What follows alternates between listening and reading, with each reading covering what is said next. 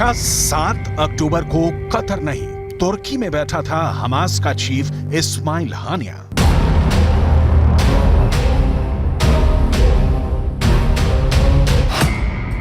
क्या 7 अक्टूबर को तुर्की में बैठकर इजरायल में खून खराबे का जश्न मना रहा था हानिया?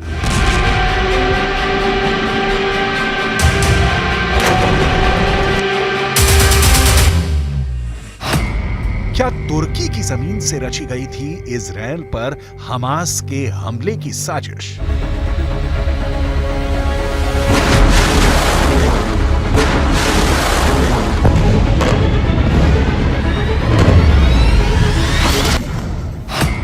क्या तुर्की के राष्ट्रपति एर्दोगान ने सुनाया था हमास को इजरायल में कत्लेआम मचाने का फरमान?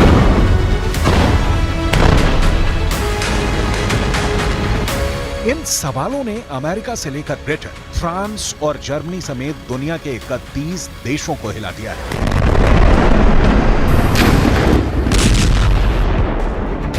पूरे के पूरे नाटो में हड़कंप मच गया है। तुर्की ने एक बार फिर नाटो देशों का ब्लड प्रेशर बढ़ा दिया है। नाटो को तुर्की वो विभीषण बनता दिखाई दे रहा है जो उनके 74 साल पुराने सैन्य गठबंधन की कब्र खोद सकता है।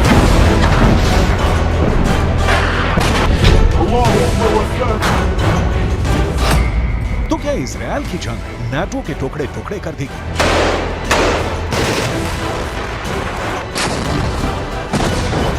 जिस नाटो की बुनियाद करीब 2 साल से जारी यूक्रेन के युद्ध में नहीं हिली, उसके वजूद पर महज 2 महीने पहले शुरू हुई गाजा की लड़ाई ने तलवार लटका दी है और नाटो का सबसे बड़ा दुश्मन बनकर खड़ा हो गया है खुद नाटो का सदस्य तुर्की।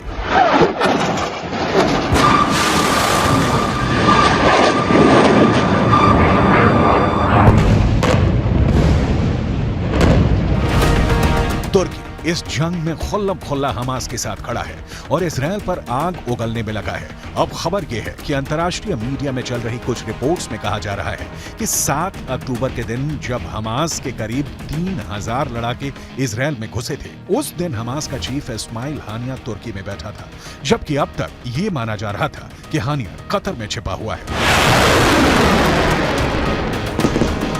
इजरायल पर हमले के दिन हानिया के तुर्की में होने की खबर को तब और हवा मिल गई जब अमेरिकी न्यूज चैनल CNN को दिए एक इंटरव्यू में तुर्की के राष्ट्रपति के चीफ सिक्योरिटी एडवाइजर ने इस बात से सीधे सीधे इनकार नहीं किया।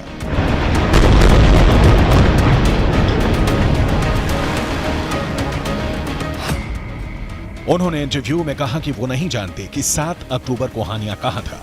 हो सकता है वो तुर्की में हो। मुद्दा ये नहीं है कि हमास के नेता किस वक्त कहां हैं। मुद्दा यह है कि हम इस जंग को कैसे रोकें। तुर्की के राष्ट्रपति के चीफ सिक्योरिटी एडवाइजर के इस बयान ने अमेरिका और नाटो के ज़हन में तुर्की के खिलाफ काफी वक्त से पैदा शक को पुख्ता कर दिया, क्योंकि हमास के नेता बेधड़क बिना किसी रोक टोक के तुर्की में जब चाहे आ सकते हैं, जब चाहे वहां से जा सकते हैं। तुर्की में उनके स्थायी ठिकाने हैं और खुद तुर्की के राष्ट्रपति के हमास के नेताओं के साथ निजी रिश्ते हैं। अभी जुलाई में ही इस्माइल हानिया इस्तांबुल में तुर्की के राष्ट्रपति से भी मिला था। इसीलिए कुछ दिन पहले खबर आई थी कि इजरायल की खुफिया एजेंसी मोसाद और सुरक्षा एजेंसी शिन बेत हमास के नेताओं को मौत के घाट उतारने की प्लानिंग में है, फिर चाहे वो दुनिया के किसी भी कोने में क्यों न छिपे।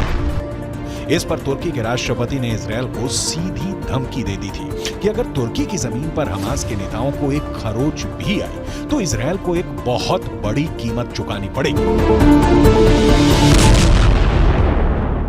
तुर्की वैसे है तो नाटो का सदस्य, लेकिन नाटो के बाकी देशों से उसकी कुछ खास नहीं पड़ती है।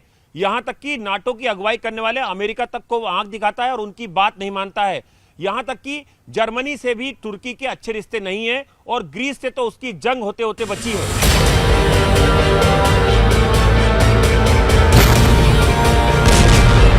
नाटो देश जो रास्ता पकड़ते हैं, तुर्की उससे बिल्कुल उल्टी चाल चलता है।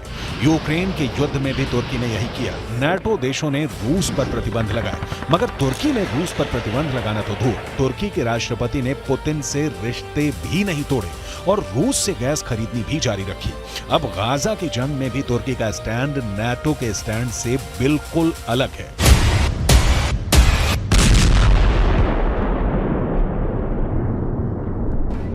इजरायल पर हमला होते ही अमेरिका, फ्रांस, ब्रिटेन और जर्मनी जैसे बड़े बड़े नेटो देश हमास पर बुरी तरह भड़क गए थे। बिना वक्त गंवाए उन्होंने इजरायल से हमदर्दी जताई और इस लड़ाई में उसके पीछे खड़े हो गए।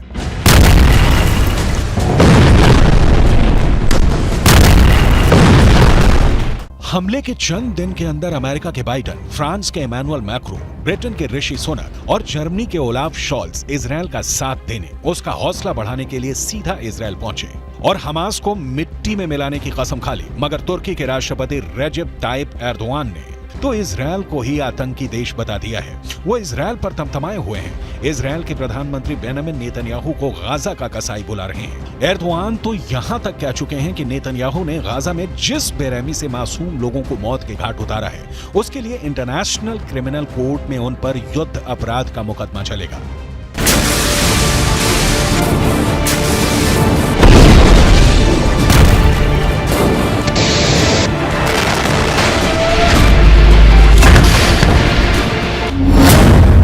तुर्की और इजरायल के कूटनीतिक रिश्तों में पहले से ही खटास थी और गाजा की जंग ने दोनों देशों के बीच की खाई को और गहरा कर दिया है।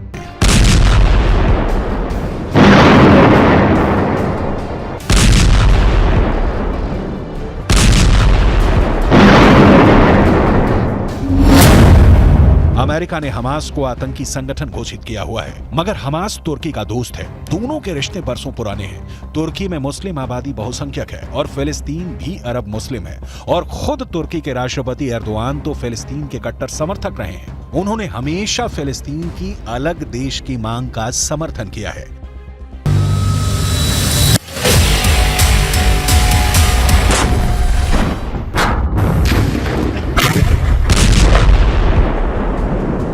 अमेरिका तो ये तक दावा करता है कि उसके पास सबूत हैं कि तुर्की फंड जुटाने में हमास की पूरी तरह मदद करता है।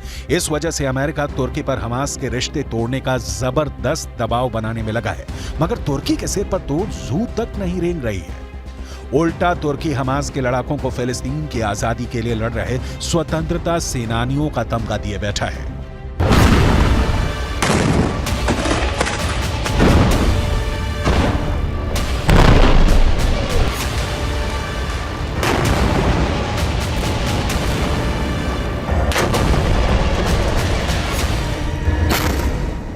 तुर्की कहता है कि वह हमास के नेताओं से इसलिए बातचीत करता है क्योंकि वह जंग रुकवाना चाहता है और शांति चाहता है। यहां तक कि जब अमेरिका के राष्ट्रपति बाइडेन और एर्दोआन की फोन पे बात हुई तो एर्दोआन ने उन पर ही गाजा की जंग रुकवाने का दबाव डाल दिया।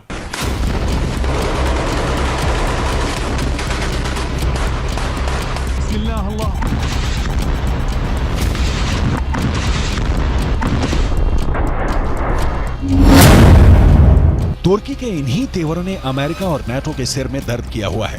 इसलिए सवाल यह है कि फिर भी अमेरिका तुर्की के आगे बेबस क्यों है? क्यों वो तुर्की के नखरे सह रहा है? तो ये बात है कि अमेरिका और नाटो का तुर्की के बिना गुजारा नहीं और तुर्की उनकी इस मजबूरी का फायदा उठाने में लगा है। दुनिया के नक्शे पर तुर्की की लोकेशन उसकी बहुत बड़ी ताकत है। तुर्की नाटो देशों के दक्षिण पूर्वी बॉर्डर पर है, यानी यूरोप के आगे पश्चिम एशिया और भूमध्य सागर तक नाटो और अमेरिका की पहुंच बनाने के लिए तुर्की अहम जरिया है। तुर्की नाटो के लिए काला सागर में घुसने का भी रास्ता है और रूस को घेरने के लिए काला सागर बेहद जरूरी है। और फिर तुर्की नाटो का वो सदस्य है जिसके पास अमेरिका के बाद इस मिलिट्री अलायंस में दूसरी सबसे बड़ी सेना है।